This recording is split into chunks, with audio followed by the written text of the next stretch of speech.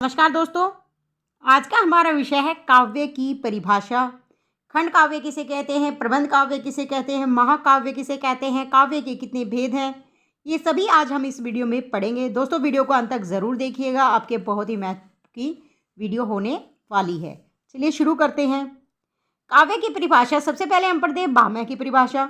शब्दार्थों सहितो काव्यम। इसका अर्थ यह है कि शब्द और अर्थ सहित भाव ही काव्य कहलाता है। पंडित जगन्नाथ के अनुसार सुंदर अर्थ का प्रतिपादन करने वाले शब्द काव्य कहलाते हैं। इसका अर्थ यह है कि जो शब्द सुंदर अर्थ देते हैं वे काव्य कहलाते हैं।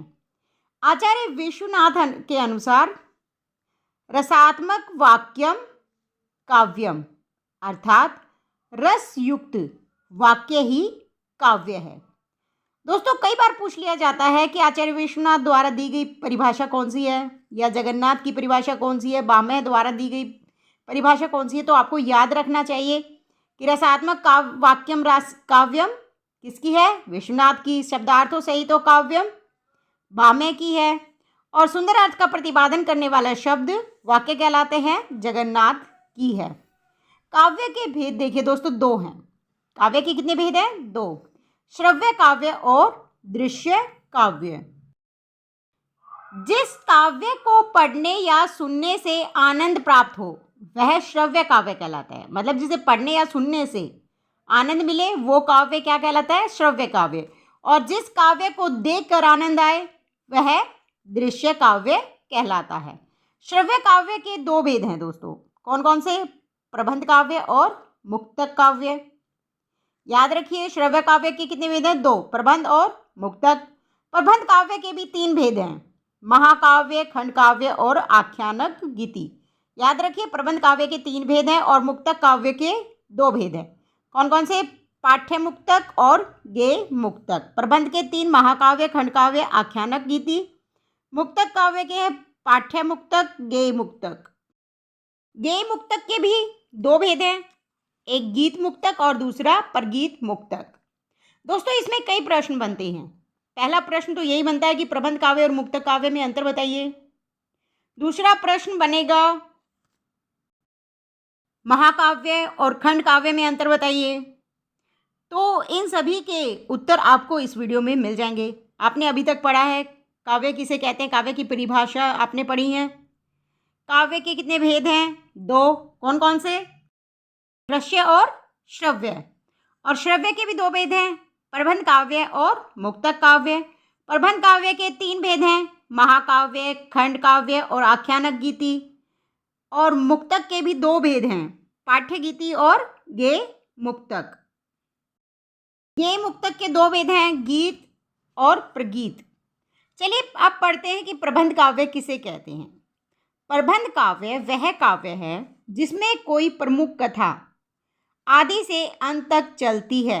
कैसे? क्रमबद्ध रूप में चलती रहती है, मतलब नंबर वाइज, जैसे 1 2 3 4 ऐसे नंबर होते हैं, ऐसे ही क्रम से कथा चलती है। पहले क्या हुआ, उसके बाद क्या हुआ, उसके बाद क्या हुआ, बीच में कहीं भी ये क्रम टूटता नहीं है। और जो गौण कथाएं होती हैं बीच बीच में आती रहती हैं और सहायक बनकर आती हैं किसकी? मुख्य कथा की, प्रमुख कथा की सहायक बनकर गौण कथाएं आती हैं। प्रबंध काव्य के भेद कौन कौन से हैं? महाकाव्य और खंड काव्य। महाकाव्य में आप क्या पढ़ेंगे? देखिए, जिस काव्य में किसी महान व्यक्ति के जीवन के सभी महत्वपूर्ण पक्षों को संपूर्ण या आंशिक रूप से छंदों में व्यक्त किया जाता है उसे महाकाव्य कहते हैं। तो महाकाव्य में क्या होता है? किसी महान व्यक्ति के जीवन के संपूर्ण जो महत्वपूर्ण पक्ष होते हैं उन्हें संपूर्ण रूप से या आंशिक रूप से छंदों में व्यक्त किया जाता है, उसे कहते हैं महाकाव्य। इसमें अनेक सर्ग होते हैं। याद रखिए, इसमें कितने सर्ग होते हैं? अनेक, एक दो नहीं होते, कई सर्ग होते हैं। उदाहरण के तौर पर जयशंकर प्रसाद द्वारा रचित कामायनी महाकाव्य है। तुलसीदास द्वारा रचित रामचरितमानस महाकाव्य है। अब पढ़ते खंड काव्य किसे कहते हैं। प्रबंध काव्य का ही भेद है खंड काव्य। इसमें संपूर्ण जीवन की झांकी न होकर जीवन के किसी एक पक्ष का वर्णन होता है। कथा का आधार जीवन की छोटी छोटी घटनाएं होती हैं। याद रखिए, इसमें संपूर्ण जीवन की झांकी नहीं होती। जीवन के किसी एक ही पक्ष का वर्णन होता है। कथा का जो आधार होता है वो छोटी छोटी घटनाएं होती हैं, उन्हीं पर कथा आधारित होती है। कालिदास का मेघदूत इसका अच्छा उदाहरण है। चलिए आप पढ़ते हैं, मुक्तक काव्य किसे कहते हैं। मुक्तक का अर्थ है अपने आप में संपूर्ण। मुक्तक जो होते हैं वो अपने आप में पूर्ण होते हैं। वह काव्य रचना जिसमें कथा नहीं होती तथा प्रत्येक छंद पूर्व पद के प्रसंग से मुक्त होता है, मुक्तक काव्य कहलाता है।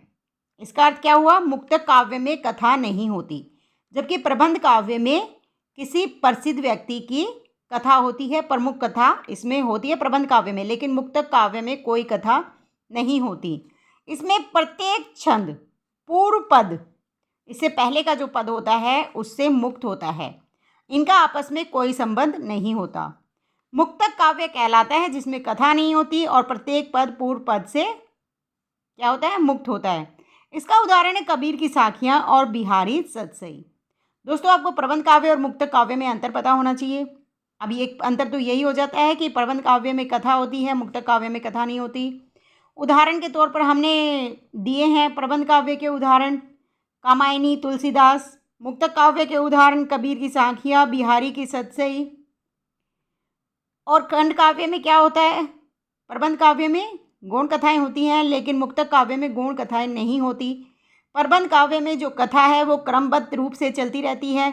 मुक्तक काव्य में जो पहला छंद होता है दूसरे छंद से एकदम मुक्त होता है, दूसरा छंद पहले छंद से मुक्त होता है। एक दूसरे से संबंधित नहीं होते मुक्तक काव्य में छंद, स्वतंत्र होते हैं। दोस्तों, यदि वीडियो अच्छी लगी है तो लाइक शेयर ज़रूर कीजिएगा। अगली वीडियो में हम पढ़ेंगे खंड काव्य और महाकाव्य में अंतर। चैनल को सब्सक्राइब कर लीजिए, बेल आइकन प्रेस कर लीजिए ताकि अगली वीडियो का नोटिफिकेशन आप तक पहुंच सके। धन्यवाद।